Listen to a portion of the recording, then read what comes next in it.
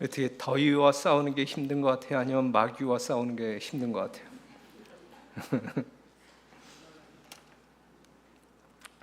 자, 오늘 이 시간에는 우리 하나님께서 또 여러분들 생애에 귀한 축복으로 허락하신 안식일, 이 거룩한 안식일, 정말 의미 있는 안식일 거룩하게 지냄으로 말미암아 여러분들이 복을 누리게 되기를 간절히 바랍니다.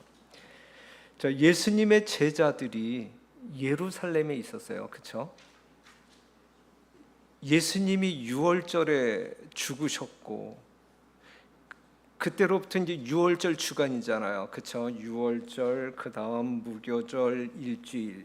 그 기간 동안 이제 예수님의 제자들이 이제 예루살렘에 머물면서 이제 여러 가지 일을 경험해요.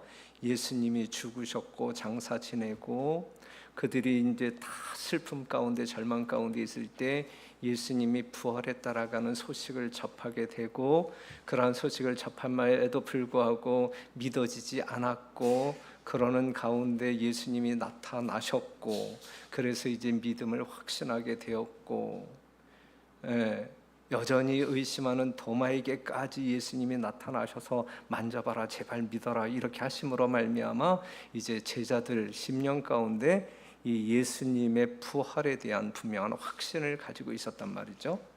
그러면서도 유월절 주간이 마치기까지 이 예루살렘에 머물러 있어요. 그런데 유월절 절기가 끝나자마자 이 예수님의 제자들이 자기의 고향, 특별히 이 갈릴리를 향하여 달려갑니다. 이 갈릴리를 향하여 달려가는 이 제자들의 마음 가운데는 어떠한 마음으로 지금 가고 있었을까? 가고 있었을까? 그들 마음 가운데는 기쁨이 있었을까? 아니면 정말 미래에 대한 어두움의 그림자로 말미암아 불안한 심령을 가지고 갔을까? 어땠을 것 같아요? 그들이 지금 이 갈릴리, 고향 갈릴리로 돌아가는데, 이 돌아가는 이 제자들의 마음 가운데는 기대 부푼 마음을 가지고 가는 거예요. 유월절이 끝났음에도 불구하고 기대 부푼 마음. 왜냐하면 예수님이 부활한 이후에 어디에서 만나자 그랬어요? 갈릴리에서 만나자 그랬어요. 그래서 그 부활하신 예수님을 만날 기대감을 가지고 이제 갈릴리로 돌아왔단 말이죠. 예수님의 공생의 사역 대부분이 어디에서 이루어졌어요? 갈릴리 지역이야, 그렇죠? 이 갈릴리 호수가 있으면 이 호수변에 마을이 있었잖아요. 가버나움도 있었고 디베라도 이쪽에 있었고 뭐 이제 등등등 이 주변. 그래서 이 갈릴리 주변, 야 이제 뭐 저쪽으로 건너가서 복음을 전하자 그랬을 때에 이쪽 편에 있다가 그쪽으로 배 타고 넘어가서 또 그쪽 동네에서 사역하시다가 야 이제 저쪽으로, 이제 이 갈릴리 호수 주변에서 예수님의 사역이 거의 이루어졌단 말이죠. 예수님이 죽으신 다음에 뭔가 어떤 그 불안한 마음 가지고 또 불신 가지고 희미해진 어떤 그 신앙 속에 있다가 이 갈릴리로 그들이 돌아오잖아요. 이 갈릴리 지역에, 자기 고향 갈릴리 지역에 딱 와서 이렇게 주변을 돌아봤을 때에 그 얼마 전에 있었던 이 예수님이 행하셨던 이 신성을 드러내며 이적을 행하셨던 수많은 일들이 아주 파노라마처럼 다 생생하게 기억되면서 그들에게 희미해져 가던 신앙이 확 살아나죠. 확 살아나죠. 그 갈릴리 호수를 그들이 배 타고 건널 때에 어느 날 폭풍이 일어나잖아요. 그렇죠? 죽을 위기에 처했을 때에 그들을 살리기 위하여 물 위로 걸어오시는 예수님이 쫙 생각나면서, 야 그러한 예수님인데 그러한 예수님에 대한 우리의 믿음이 이 정도밖에 안 됐었나. 그 다음에 오병이어의 기적을 행하신 해변도 보이지요. 그 다음에 수많은 이적을 행하였던 이 가버나움이 멀지 않은 거리에 있었죠. 아주 그들의 신앙을 북돋워주기에 넉넉한 이 과거를 추억하기에 넉넉한 환경 가운데 그들이 놓이게 됩니다. 그래도 그들은 이제 그 삶의 모양이 어떻게 진행되냐면 야, 이젠 우리도 살아야지. 이제 예수님도 없는데, 이제 우리도 우리 힘으로 살아야지. 살 길을 찾아야지. 이 일에 골몰하면서 이제 바다로, 그들이 이제 직업이 어부였으니까는 이제 돈 벌러 나가잖아요. 예수님이 없다고 생각하면서 그들은 이제 돈 벌러 나가요. 그렇죠? 자, 그들은 이제 음식도 필요했고 의복도 필요했고 이러한 것을 구하려면 돈이 필요했고, 그래서 돈을 만들기 위해서 이제 고기를 잡으러 나갑니다. 이 요한복음 21장 3절 보게 되면 이때에도 앞장섰던 자가 누구냐면 시몬 베드로. 나는 고기 잡으러 가련다 그랬을 때에 같이 있었던 다른 제자들도 야, 나도 갈게 같이 가자. 그래서 이제 그 동네에 모였던 7명의 제자들이 함께 배 타고 이제 고기 잡으러 나아가는 거예요. 그들 마음 가운데에는 그러므로 염려하여 이르기를 무엇을 먹을까 무엇을 마실까 무엇을 입을까 하지 말라. 이 예수님에 대한 가르침에 대한 믿음이 이제 많이 이제 희박해졌다. 이제 희미해졌다. 그들은 예수님께서 이렇게 말씀하신 말씀을 어떻게 생각했을까? 자, 그래서 이제 그들은 고기를 잡기 위해 그동안 그들이 쌓았던 노하우를 다 동원하여 그물을 던지잖아요. 던지고 던져 밤새도록 던지잖아요. 지치고 지칠 만큼 던졌지만 한 마리도 잡지 못했잖아요. 그들의 기술이 녹슬었는가? 3년 반 동안 예수님과 이렇게 동행하면서 야, 3년 반 동안 이제 고기 잡는 기술이 이제 녹슬었는가? 야, 이제 그렇게 생각할 수 있는 상황인가요? 한 마리도 있는 힘을 다하여 고기를 잡았음에도 불구하고 한 마리도 잡지 못했을 때에 그들의 미래는 더 어두워졌을까요? 어떡하지? 맨날 허탕치면 우리는 뭐 먹고 살지? 이러한 걱정이 앞섰겠죠. 그러한 걱정이 앞섰겠죠. 그런데 그들이 그렇게 생각하고 있을 때에, 그러한 밀려오는 두려움 가운데 있을 때에 시대의 소망을 보면 이 모든 시간 동안 제자들이 던지고 고민하고 이제 뭐 두려움 가운데 빠져 있을 때 이 모든 시간 동안 외로이 홀로 바닷가에 서서 그들을 지켜보는 한 목격자가 있었으나 그분은 눈에 보이지 않았다 그랬어요. 제자들의 전 과정, 그들의 행동뿐만 아니라 그들의 마음까지 지켜보고 있는 한 사람이 있었단 말이죠. 여러분들이 어떠한 행동을 하든지 어떠한 생각을 가지고 살든지 여러분들이 보이지 않는, 여러분들이 볼 수 없는, 보려고도 하지 않는 한 목격자가 여러분들을 지켜보고 있다라는 사실, 이 상황과 지금 이 현실 속에서 우리들에게 경험되어지는 것은 똑같은 거예요. 이때의 예수님의 제자들을 목격하신 그 예수님이 오늘 여러분들을 그냥 거들떠보지도 않을까? 그렇게 믿는 사람이 있어요? 없죠.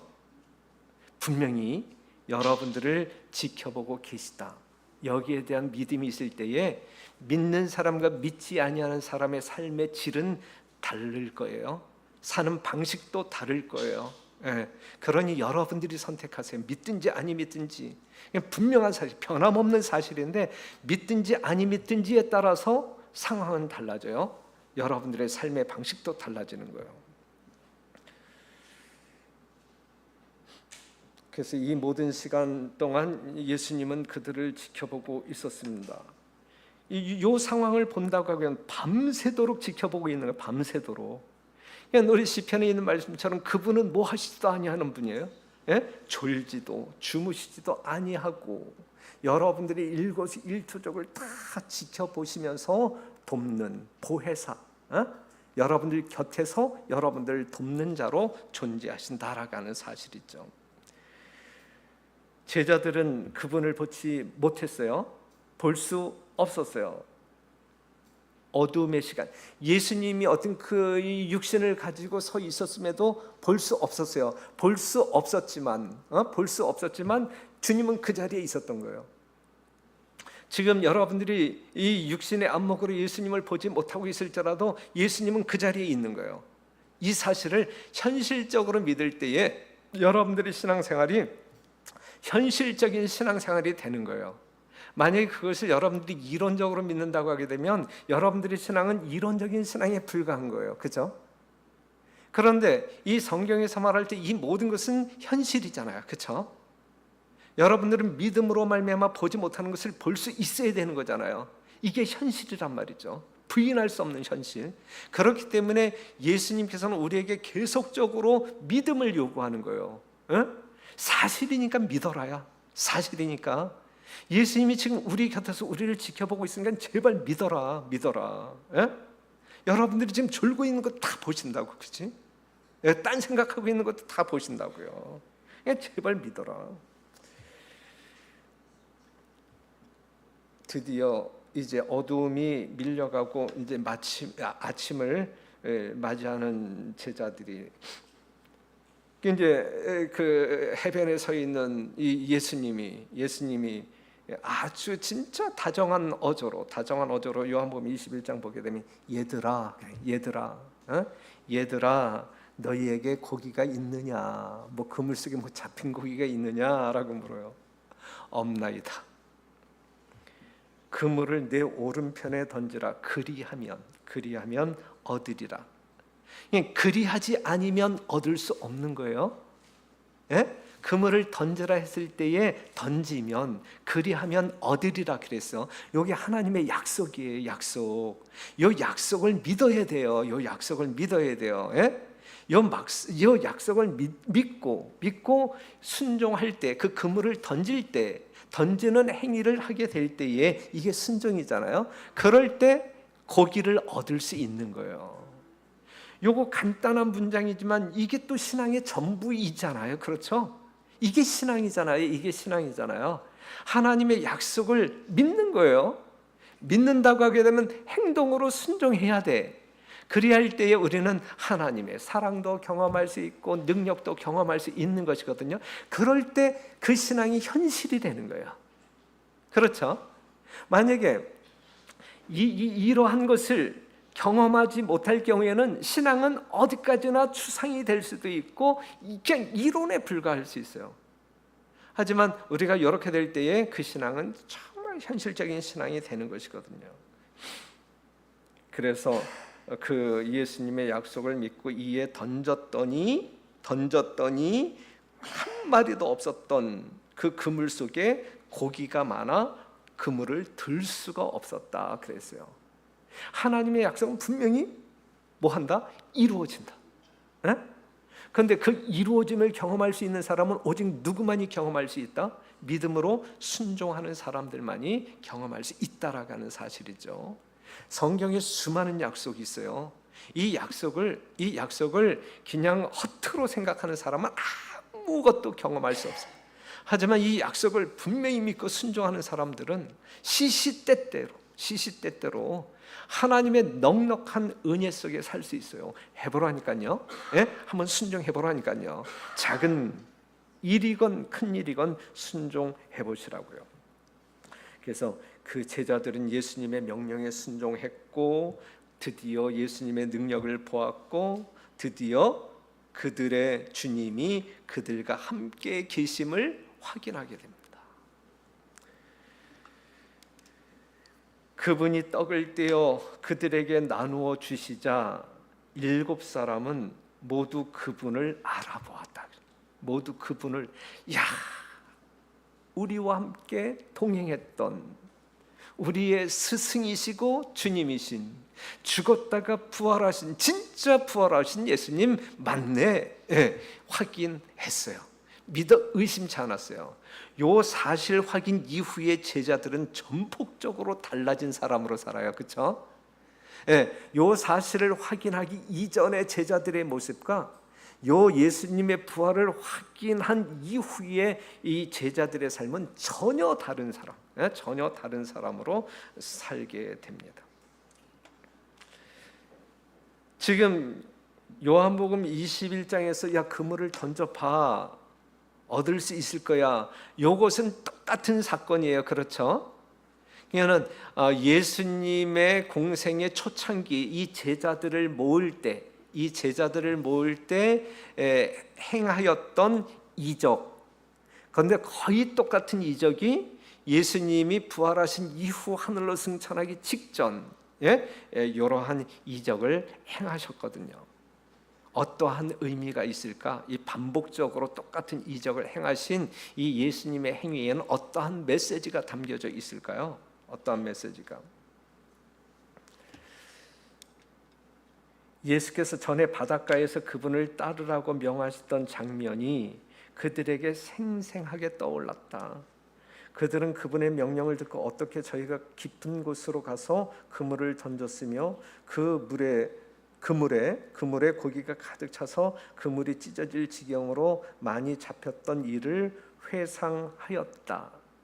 그때에 예수께서는 고기잡이 배를 떠나도록 저들을 부르셨고 그들로 사람 낚는 어부가 되게 하시겠다고 약속하셨던 것이다. 이제 이것이 생각났단 말이죠. 그러니까는 봐봐요. 맨 처음에 이 공생애를 시작할 때 이 12제자 그룹이 형성되기 전에 이 제자들 한둘씩 모을 때에 이제 이러한 이적을 행함으로 말미암아 야 봤지? 이제 날 따라와. 사람 낚는 어부가 되게 만들어 줄게 이랬거든요.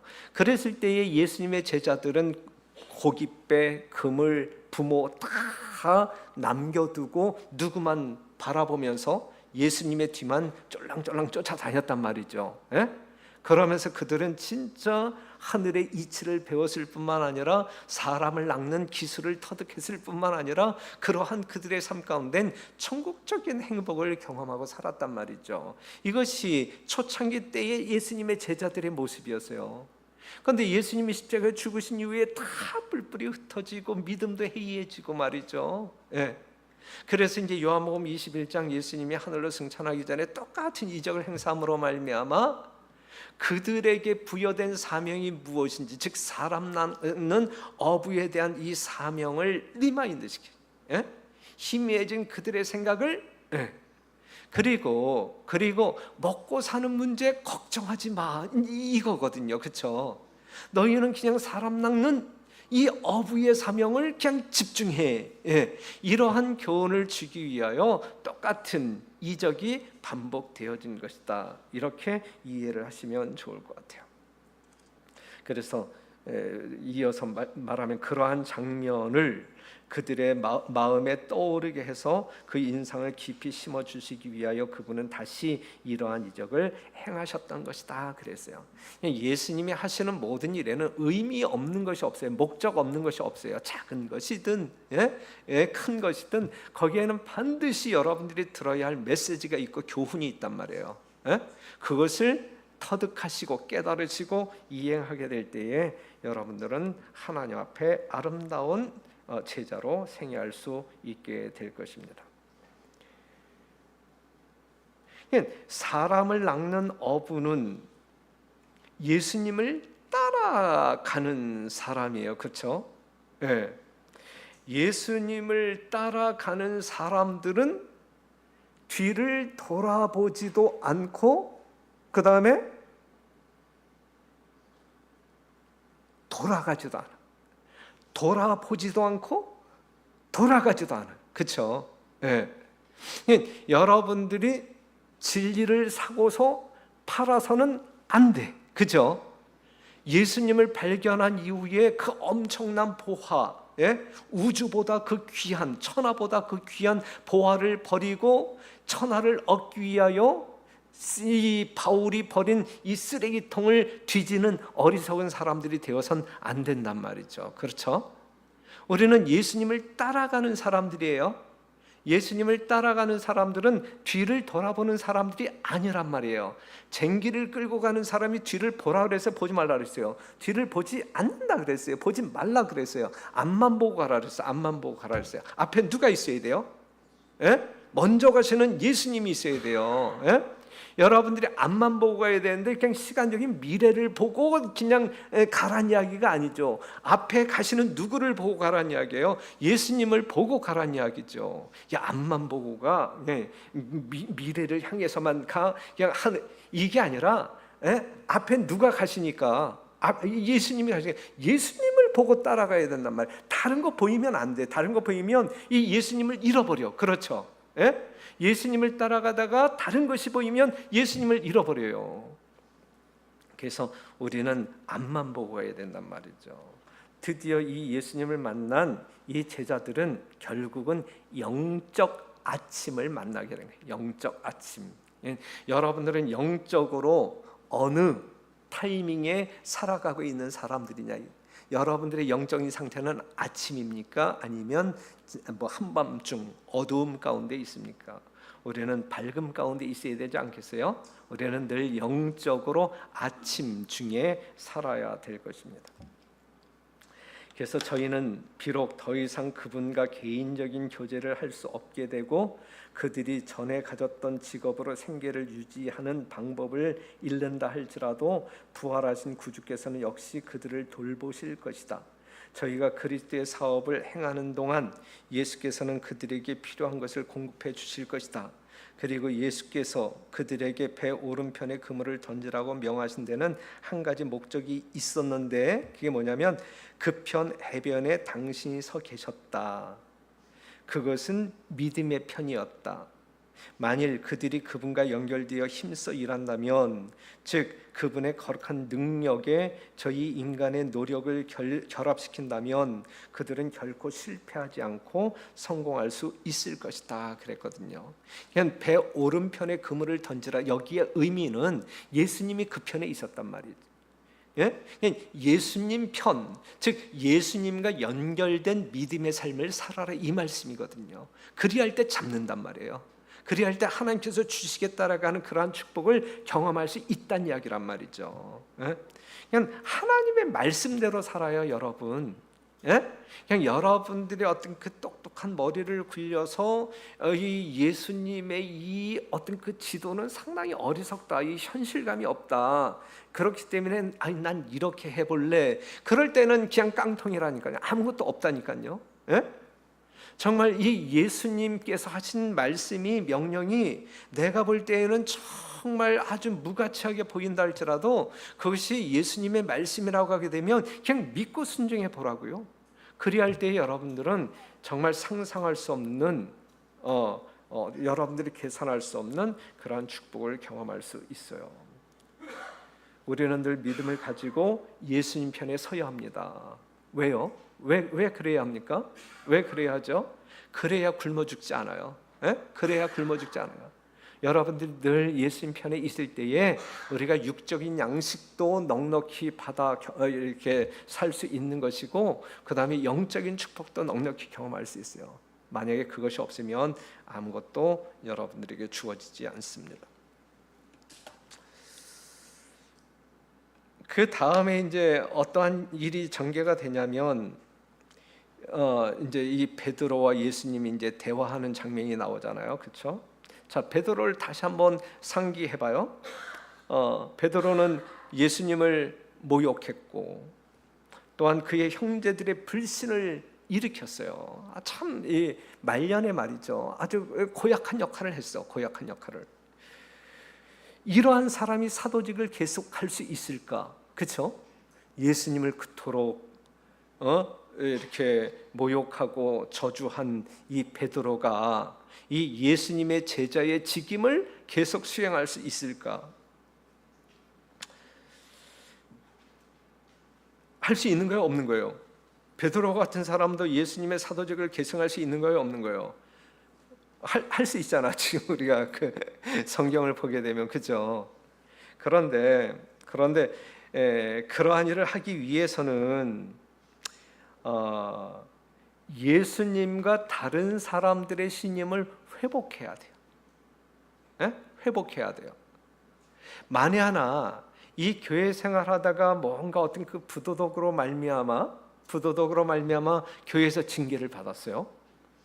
예, 이 징계를 받은 사람에게 다시 장로직을 주어야 할까 말아야 할까 이러한 고민에 쌓이게 될 때 장로직을 주어야 할까 말아야 우선적인 게 뭐냐면 하나님과 또한 성도들에게 그 신임을 회복해야 돼요.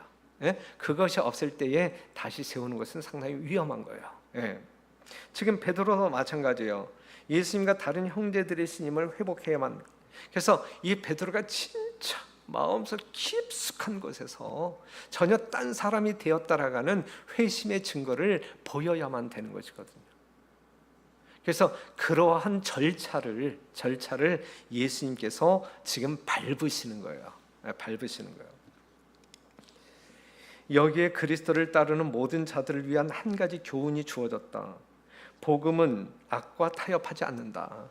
복음은요, 여러분들이 믿어야 할, 따라야 할 신앙은 이 죄와 악과 타협할 수 없는 거예요. 에? 정말 우리는 두 개를 소유할 수 없고 두 주인을 섬길 수가 없는 거예요. 타협이 있을 수가 없어요. 그것은 죄를 변명할 수 없다. 은밀한 죄는 은밀한 하나님께 자복해야 하며 드러난 죄는 공공연하게 자복하여야 한다. 이게 이제 참된 회개예요. 여러분들이 하나님께 은밀한 죄를 지었음에도 불구하고 이 공개적으로 이 대중 앞에서 내가 하나님께 이러한 죄를 지었다 이렇게 자복할 필요는 없는 거예요. 공공연하게 지은 그러한 죄는 또 이렇게 공개적으로 회개를 해야 돼요. 그 제자의 죄에 대한 질책은 그리스도께 던져진다. 우리가 죄를 짓게 될 때에는 하나님이 모욕을 당한다. 이제 이 말씀이에요. 그것은 사단으로 승리의 개가를 부르게 하며 흔들리는 영혼들을 넘어지게 한다. 회개의 증거를 나타내므로 제자는 그의 힘이 미치는 데까지 이 치욕을 제거해야 하였다. 완전히 하나님 편에 속한 사람임에 대한 증거를 보여야 된단 말이죠. 그래서 예수님이 뭐라고 질문해요? 베드로에게 요한의 아들 시몬아, 네가 이 사람들보다 나를 더 사랑하느냐? 그때 베드로는 주여 그러하외다. 내가 주를 사랑하는 줄을 주께서 아시나이다. 내 양을 먹이라. 또 두 번째, 요한의 아들 시몬아, 네가 나를 사랑하느냐? 주여 그러하외다. 내가 주를 사랑하는 줄 주께서 아시나이다. 내 양을 치라. 요한의 아들 시몬아, 네가 나를 사랑하느냐? 주여 모든 것을 아시오매 내가 주를 사랑하는 줄을 주께서 아시나이다. 내 양을 먹이라 그랬어요. 지금 이 예수님이 3번 거듭해서 똑같은 질문을 하고 베드로가 이제 이렇게 대답했는데, 베드로가 옛날에 이러한 대답과 이 태도가 좀 틀리죠. 베드로가 대답하여 가로되 다 주를 버릴지라도 나는 언제든지 주를 버리지 않겠나이다. 이렇게 이야기했던 답변했던 그 답변과 지금 야 네가 날 사랑하냐라고 물을 때에 주께서 아시나이다. 주께서 이렇게 머리도 들지 못하고 주께서 이제 이러한 이 태도가 이 전적으로 다름을 볼 수가 있어요.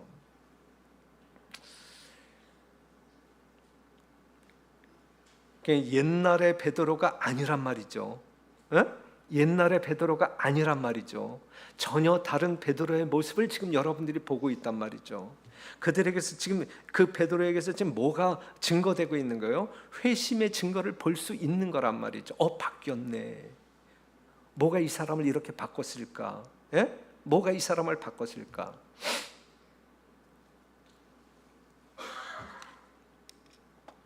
베드로는 3번이나 주님을 공공연하게 부인했었다. 예수께서도 3번씩이나 바늘도 친 화살과 같은 이 날카로운 질문을 그의 상처받은 마음에 화급하게 던짐으로써 그의 사랑과 충성의 보증을 베드로에게서 끌어내셨다. 그래서 그 마음을 끌어내시는 거예요. 모인 제자들 앞에서 예수님은 베드로의 회개의 깊이를 나타내셨으며 한때 자만스럽던 제자가 얼마나 완전히 겸손하게 되었는지를 보여주셨다. 예, 그러니까 베드로에게서 예수님이 직접 그의 마음 가운데서 이 동하고 있는 아주 진실된 변화를 이끌어내므로 말미암아 보기를 원했을 뿐만 아니라 다른 제자들에게도 베드로가 이렇게 바뀌었어. 예? 진짜 바뀌었어. 전혀 다른 사람 아니냐? 진짜 회심한 거 아니냐? 이것을 보여주기 위하여 그랬단 말이죠. 그래서 이 베드로가 계속적으로 이 사도직을 이행해 나갈 수 있도록, 네가 나를 사랑하느냐? 사랑하오이다. 그랬을 때 내 양을 먹이라, 내 양을 치라, 이렇게 이야기하잖아요. 다른 제자들이 보는 가운데. 그렇죠? 예수님께서도 이 베드로의 진심 어린 회개를 진짜 1%도 남김없이 전적으로 회개한 자복한 베드로를 받으셨고 다른 제자들에게 그 모습을 보여줌으로 말미암아 함께 이 제자 사역하는 데 있어서 결코 충돌이 넌 자격이 없어, 이렇게 물리칠 수 없는 그러한 증거를 보임으로 그들을 한 마음으로 연합시켰다. 이제 이것이죠. 그렇죠? 그냥 우리 모두도 진짜 회개하는 흔적들이 있어야 돼요. 예? 믿음의 증거를 가지고 살아야 돼요. 예? 저 사람 진짜 예수 믿는 사람 맞아? 이렇게 평가받는다고 하게 되면 우리도 이 죄의 어떤 이 안목으로 볼 때에도 예수님 믿는 사람 같이 안 보이는데 말이죠. 우리처럼 불완전한 사람도 다른 사람을 평가할 때에 불완전하게 보이는데 이 완전하신 하나님이 우리를 볼 때에 어떻게 평가하실까? 그렇잖아요. 그러니까 우리는 회심의 증거, 진짜 참 믿음의 증거를 보이고 살아야 돼요. 보여야 된다니까요. 이 베드로가 전혀 다른 사람처럼 바뀌어진 것처럼 우리의 모습이 바뀌어야 된다니까요. 바꾸려고 노력들 문장하시죠, 여러분들이. 그런데 잘 안 바뀌어지죠, 그렇죠? 예? 예. 그거 어떻게 해야 되죠? 그런데 기필코 바뀌어야 돼. 진짜 여러분들의 믿음의 부족으로 말미암아 안 바뀌는구나.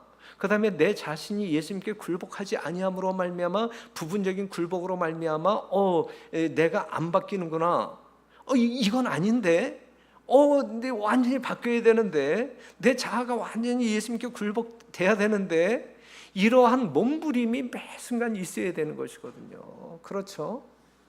교회에 와서 습관적으로 조는 사람 본인이 알 거 아니야, 그렇죠? 그러한 사람들 투쟁해야 돼요. 예? 이 영적인 말씀을 듣는 이 거룩한 시간에 조금이라도 졸지 않기 위하여 아주 그냥 진짜 아주 이 목숨 걸고 싸워야 되거든요. 뭐 진짜 바늘을 갖고 다니든지 하여튼 해서 그냥 여러분들이 진짜 견뎌내야 되거든요. 자관 베드로는 변했어요. 지각 없이 순간적인 충동에 따라 말을 하는 사람이 더 이상 아니고, 자기도 이해하지 못하는 횡설수설하는 사람이 더 이상 아니고, 격정을 제어하고 열심을 조절하면서 성급하지 않았고 자고하지 않았고 조용하고 침착하고 온순한 사람으로 바뀌었다라고 시대의 소망은 말하고 있어요. 그러한 베드로에게 주님께서는 뭐라고 이야기하는 거예요? 내 양을 먹이라, 내 양을 치라. 그러니까 다른 영혼을 책임질 수 있어요, 이러한 사람들이. 자기가 살아있는 사람이, 자기 신앙도 제대로 이렇게 건사하지 못하는 사람이 어떻게 다른 영혼을 책임질 수 있어요? 그건 안 되지. 오히려 잘못 관리하다가 자기보다 더 지옥 자식으로 만들 수 있다니까요. 그렇잖아요. 그냥 이러한 베드로에게 내 양을 먹이라, 내 양을 치라. 비록 베드로는 주님을 부인했지만 그에 대한 주님의 사랑은 결코 흔들리지 않았다 그랬어요. 이거는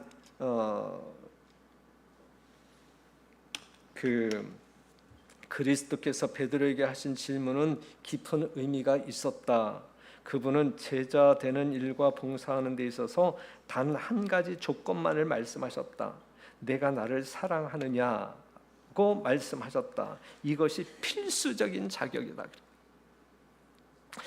예수님의 제자의 유일한 필수적인 자격은 내가 나를 사랑하느냐라고 이야기할 때 주께서 아시나이다 라고 말할 수 있는 사람이면 예수님의 제자의 충분한 자격이 된다, 이것이죠. 여기서 주를 사랑합니다라고 이야기할 때 이 사랑은 뭐예요? 마음을 다하고 뜻을 다하고 힘을 다하고 목숨을 다하는 사랑이라. 이게 그러한 사랑을 소유한 사람들은 내 이웃을 내 몸과 같이 사랑하는 사람이라고요. 그러니 양을 돌볼 수가 있는 것이죠. 내 이웃을 돌볼 수가 있는 것이죠. 이러한 사랑을 소유하지 못한 사람들은 그러한 일을 할 수 없단 말이죠. 이렇게 이제 베드로에게 사명을 부여하신 다음에 이제 이 베드로와 단둘이 산책을 하면서 이제 이야기를 해요. 요한복음 13장 36절에 시몬 베드로가 가로되 주여 어디로 가시나이까? 예수께서 대답하되 하시되 나의 가는 곳에 내가 지금은 따라올 수 없으나 후에는 따라오리라. 베드로가 가로되 주여 내가 지금은 어찌하여 따를 수 없나이까? 주를 위하여 내 목숨을 버리겠나이다. 이렇게 옛날에는 이 예수님과 이제 동행할 때에 이제 이러한 대화를 나누었단 말이죠. 그런데 그 당시에 이 베드로는 그럴 준비가 되지 못했어요. 예수님이 가는 그 길이 얼마나 깊고 오묘한지 몰랐어요. 왜 모르고 난 죽을지라도 주님을 따라갈 거예요 이렇게 이야기했거든요. 이제 비로소 이제 예수님이 가시는 길이 어떠한 길인지 알게 된 베드로에게 예수님은 뭐라고 말씀하시냐면 내가 진실로 내게 이르노니 젊어서는 내가 스스로 띠띠고 원하는 곳으로 다녔거니와 늙어서는 내 팔을 벌리리니 남이 내게 띠띠우고 원치 아니하는 곳으로 데려가리라. 이 말씀을 하시면 베드로가 어떠한 죽음으로 하나님께 영광을 돌릴 것을 가르치심이라. 이 말씀을 하시고 베드로에게 이르시되 나를 따르라 하시니 그랬어요. 너 나 따라오면 이렇게 살다가 이렇게 죽을 거야 라고 이야기하는 거예요. 그래서 날 따라올 거야? 그랬을 때에 따라와 그러면 따라와 이렇게 이야기하는 거예요. 그렇죠? 이거는 예수님을 제대로 알지 못했을 때는 이제 자기 나름대로 자기 멋대로 살아왔단 말이죠. 하지만 네가 늙어서는 네 멋대로 살지 못할 걸. 그러니까 성령의 지배하에 그가 살 수밖에 없는 그러한 존재임을 예수님께서 이제 계시적인 어투로 이야기하고 있는 거예요. 넌 이렇게 살다가 이렇게 죽을 거야. 그러한 어떤 그 자기의 죽음에 대하여 이야기 들을 때에 이 베드로가 불쾌하게 생각했는가? 아니란 말이에요. 아니란 말이에요. 그거 불쾌하게 생각하지 않았어요. 그리고 예수님께서 뭐라고 말씀했냐면 베드로가 어떠한 죽음으로 하나님께 영광을 돌릴 것을 가리키심이로라 그랬거든요. 그러니까 베드로는 그의 전 생애를 통하여 하나님께 영광을 돌리는 생애를 살았고 그가 죽는 장면까지도 죽는 순간까지도 하나님께 영광을 돌렸단 말이죠. 여러분들은 어떻게 죽기를 원하시느냐? 우리 조동원 장모님 잘 돌아가셨어요? 정말 은혜롭게 돌아가셨어요? 정말 은혜롭게 돌아가셨어요. 그분 아주 생고생 안 했어요. 그렇죠? 우리가 그 주에 그 주 안식일에 방문하고 그때도 아주 뭐 상당히 우렁찬 소리로 우리하고 같이 기도하고 아멘하고 그랬었거든요.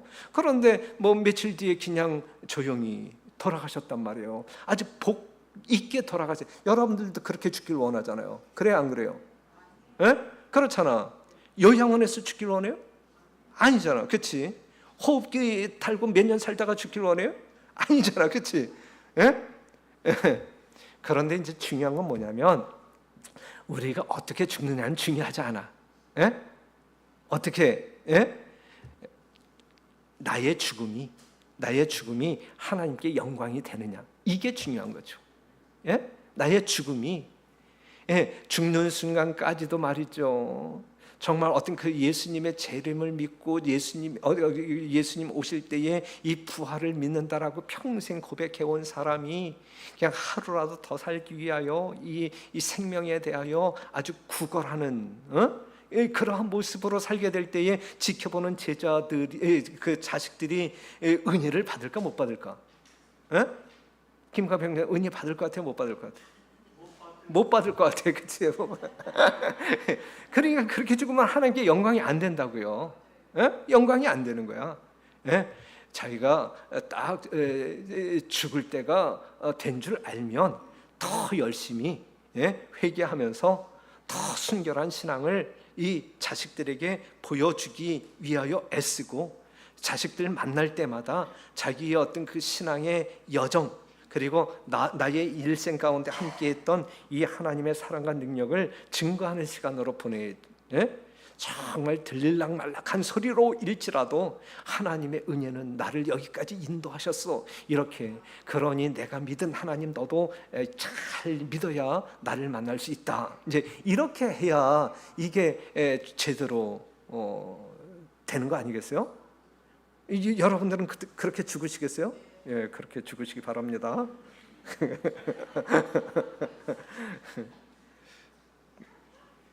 그래서 이제 베드로가 예수님께서 야 나를 따르라 이제 그랬단 말이죠. 그래서 이 베드로는 자기 죽음에 대한 이야기를 듣고서 결코 뭐하지 않았어요? 낙담하지 않았어요. 낙담하지 않았어요. 그리고 예수님이 나를 따르라 그랬어. 베드로뿐만 아니라 모든 제자들이 예수님을 따르는 사람이란 말이죠. 여러분들이 예수님을 따르는 사람이란 말이에요. 예수님을 따르는 사람들이 예수님의 제자이거든요. 자, 여기에서 이제 여러분들이 반드시 기억해야 할 것이 나를 따르라 그랬어요. 그렇죠? 나보다 앞서가라 그랬어요. 나를 따르라 그랬어요. 나를 따르라 그랬어요. 우리는 예수님의 발자취를 따라가는 제자들이어야 돼요. 예수님 앞서가서는 안 돼요. 그렇죠? 예? 앞서가서 안 돼요. 자, 지금까지 베드로는 독자적으로 행동하는 경향이 있었다. 그는 하나님의 계획을 따르기 위해 기다리는 대신에 하나님의 사업을 위하여 계획을 세우려고 노력해 왔다. 그러나 그는 주를 앞질러 달려감으로 아무것도 얻을 수 없었다 그랬어요. 앞질러 가서는 안 돼. 앞질러 가서는 안 돼요. 그냥 예수님을 따라가야 돼. 우리는 앞을 향하여 전진해야 돼. 그 앞에 예수님이 반드시 있어야 돼요. 그렇죠? 그 예수님을 따라가는 사람들이어야지 예수님을 앞질러 가게 될 때에 우리는 아무것도 얻을 수가 없어요. 이 말 한번 볼게요. 그렇게 한다면 너는 사단의 군대를 혼자서 만나지 않을 것이다. 나로 너보다 앞서가게 하라. 그리하면 너는 원수에게 정복당하지 않을 것이다. 우리가 예수님을 앞서가다가 원수를 만나게 되면 그 원수와 싸워야 돼. 우리 힘으로 그 원수를 이길 수가 없어요. 그렇죠? 그럼 우리는 당하는 거야. 그렇죠? 우리는 멸망당하는 거예요. 그렇죠?